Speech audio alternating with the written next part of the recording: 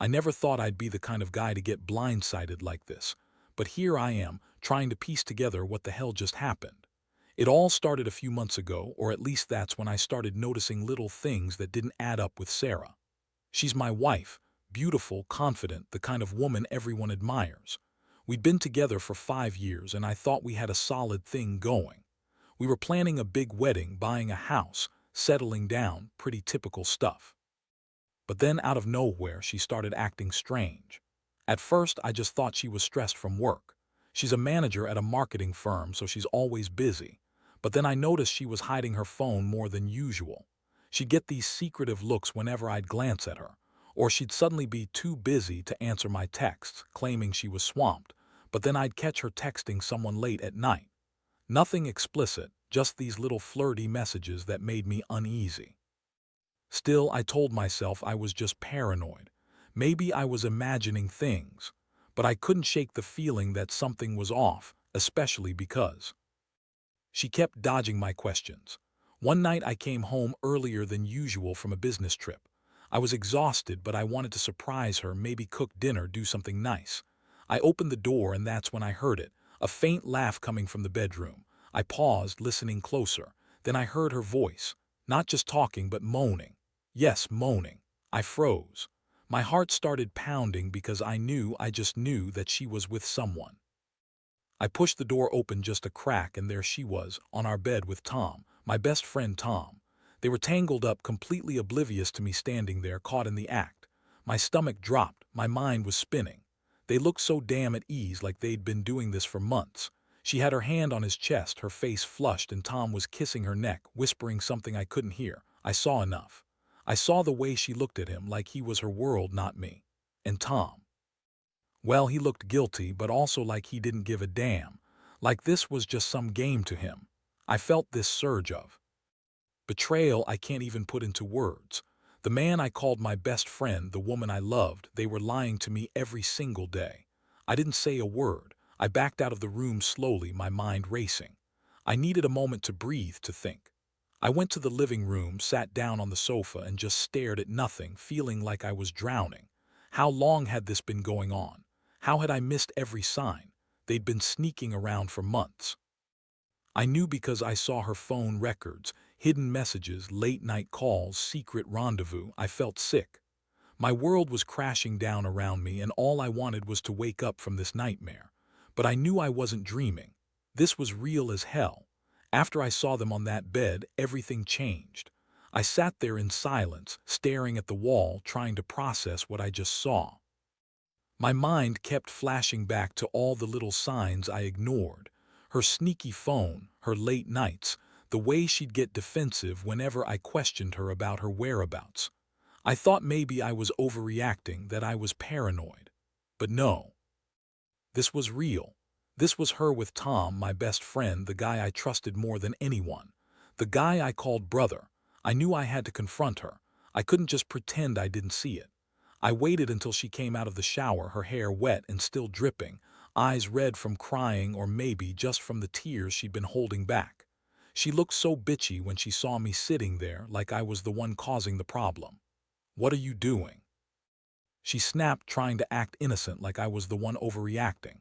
But I was. I had proof. I pulled out my phone, the pictures I'd taken, screenshots of her messages, the video clip I managed to secretly record before she noticed I was there. Her face twisted into this wicked grin, like she was trying to pretend she wasn't caught. "You're crazy," she spat. "You're always accusing me of shit, and I'm tired of your paranoia." I looked at her, sickened. How could she lie so easily? How could she deny what was right in front of her? I told her I knew she'd been cheating, that I'd seen her with Tom, and I expected some kind of apology, some remorse. Instead, she doubled down with that bitchy attitude, claiming she didn't know what I was talking about, that she was just working late, that Tom was just a friend. I lost it. I told her I wasn't stupid, that I saw her kissing him, that I heard her moan with him, that she was carrying his baby now, and that I wasn't going to sit around and be played for a fool. Her eyes widened, and then she started lying even more, saying I was imagining things, that Tom was just helping with some project, that I was jealous, that I was crazy. She called me insecure. Like I was the one at fault for catching her red-handed. That's when I realized how deep her bullshit ran. She's always been that way, bitchy, manipulative, a master at lying her way out of anything. But the worst part was her pregnancy. She announced it like it was some victory, like I should be happy for her new beginning. I felt sick. I couldn't believe I was about to become a father to a kid with someone I now saw as a complete stranger. And Tom, my best friend, he's out there probably laughing his ass off, thinking he's won. The betrayal stung so much I could barely breathe. I wanted to scream, to break something, to make her feel even half of what I was feeling, but I didn't. I just walked out of that house, pulling the door shut behind me, the weight of everything crushing down on me. That night I didn't sleep. I kept replaying everything in my head, wondering how I'd been so blind. How I'd trusted her for all these years, only to find out she'd been sneaking around behind my back. The worst part, she never even truly apologized, just kept spinning lies, calling me insecure, saying I was overreacting. I felt so betrayed, so humiliated. I kept asking myself how I missed all the signs, how I didn't see the truth clearly before. But deep down, I knew I'd always been too blind to see her real face. After that night, everything else moved so fast it's hard to keep track. I knew I had to do something, but I wasn't really sure what. Part of me wanted to just pack my stuff and walk away, forget about her and her stupid pregnancy, forget about Tom, forget everything. But another part, my pride maybe, refused to let her win that easily.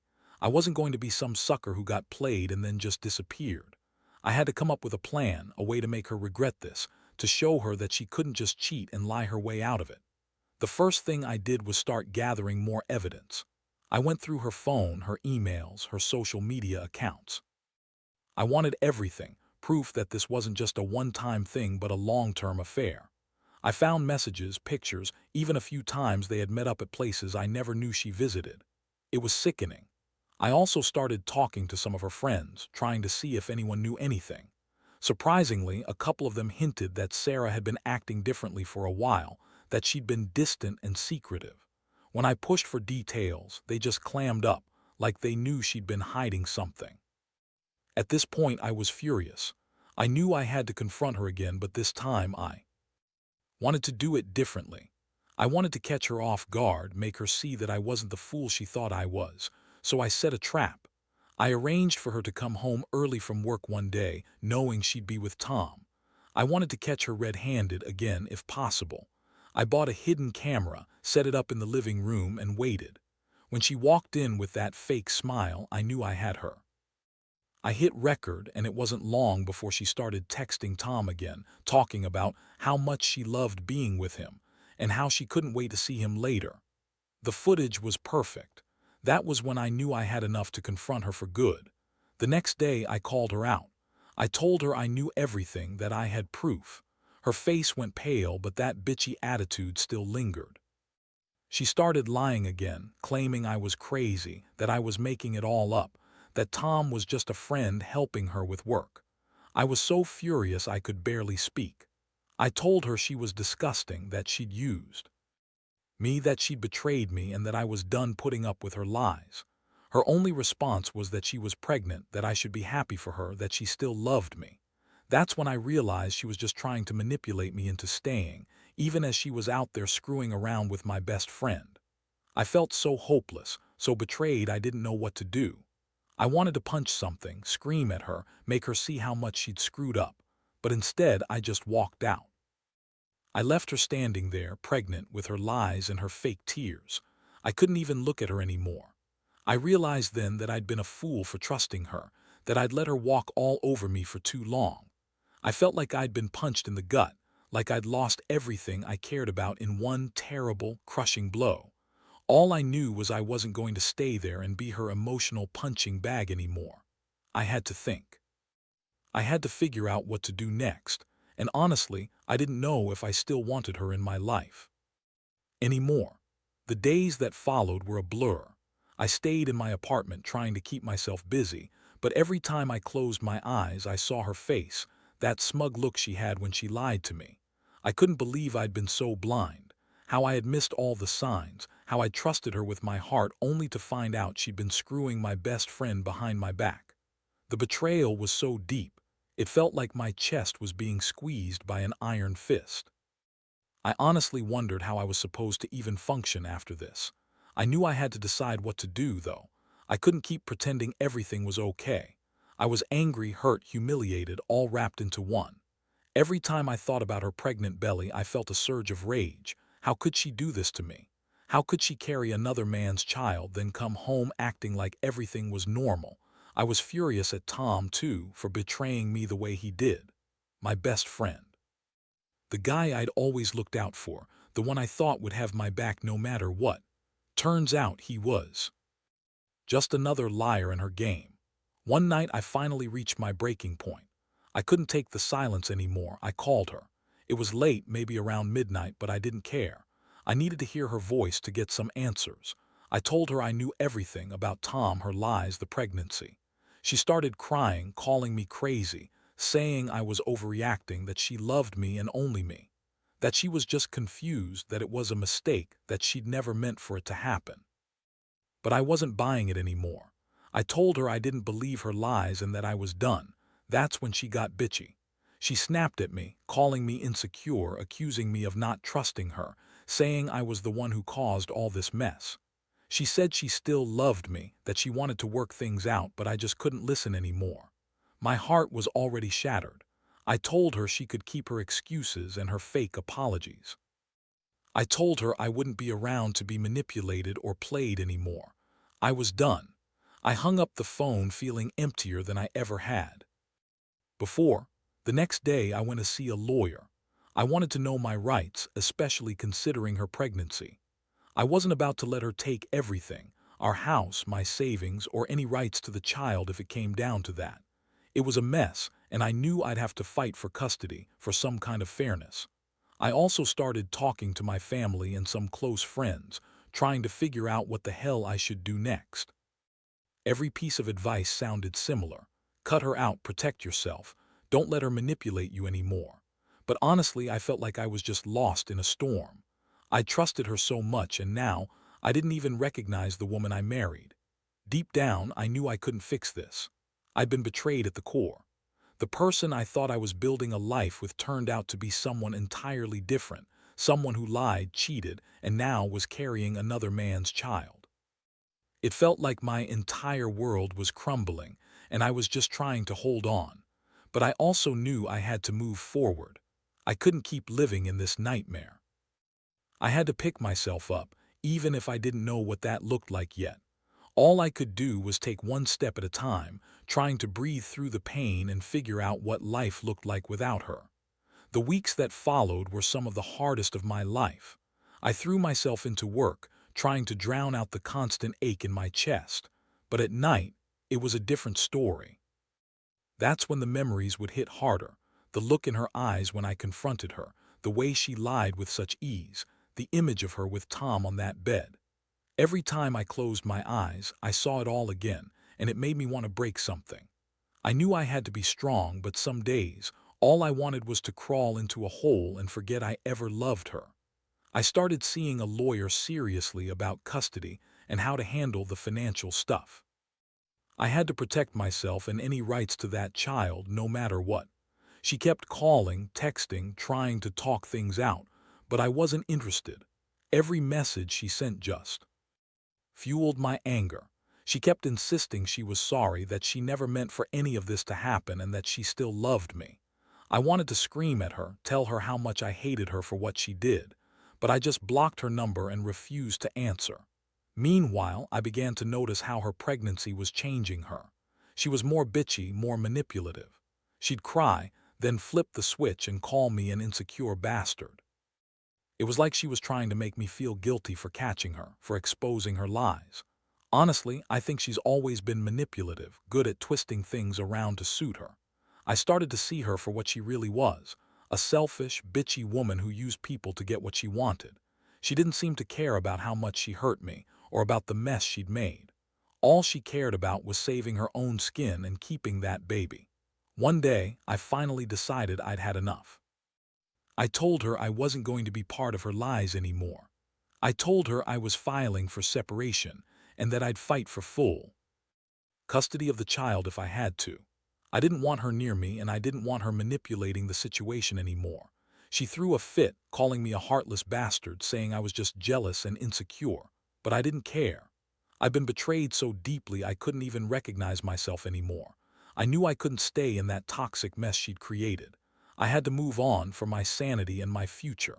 Now I'm at a crossroads. I don't know if I can ever forgive her or Tom. I don't think I want to. They've torn my life apart, and I feel like I've been sucker punched every single day since I found out. But at the same time, I'm starting to think about what's best for me, for any child she's carrying. I've realized I need to focus on healing, on rebuilding some sense of normalcy. This has been a brutal lesson in betrayal and deception, but I refuse to let it define me. I've learned that trusting blindly can get you hurt, and sometimes the people you love the most will turn out to be the ones who hurt you the deepest. I don't have all the answers yet, and honestly, I don't know what the future holds. But I do know one thing. I won't let her or Tom ruin my life any longer. I'm going to take control, heal, and find a way to move forward, even if it hurts like hell. Looking back now, I realize how much I've grown from all this chaos, even if it's been the most painful experience of my life. I thought I was strong before, but losing her, discovering her lies, and dealing with this mess showed me what real resilience looks like. I've had to rebuild my trust in myself, remind myself that I'm still worth something even after being betrayed so badly. The hardest part was accepting that I might never fully understand why she did it or how she could throw away everything we had. But the truth is, some things just aren't explainable, and that's okay. Not everything has to make sense. I've started therapy to work through the anger, the heartbreak, and the betrayal. It's helped me see that I don't have to carry all this pain forever. I've also been focusing on me, picking up hobbies I let go of, reconnecting with friends I pushed aside, and trying to find joy again in small things. It's a slow process, no doubt, but I know I'm on the right path now. The betrayal still stings, but it's less sharp than it used to be. I've learned that sometimes people you trust will let you down, and that's a reflection of them, not you. As for her, I don't know where she's headed, and honestly, I don't care anymore. She's made her choices, and I've made mine. I'll be there for my child if I get that chance, but I refuse to be a victim of her lies and manipulations. I've come to see that true strength isn't just about being able to stand after being knocked down. It's about moving forward no matter how much it hurts, and refusing to let those who betray you win. If there's one thing I want anyone reading this to take away, it's this. Trust is fragile, and when it's broken, it's almost impossible to repair. But you can survive it. You can come out stronger, even if it feels like your world is falling apart. Don't let betrayal define you. Learn from it, get help if you need it, and keep moving forward. Because at the end of the day, the only person who can truly rebuild your life is you. And I'm finally starting to do that.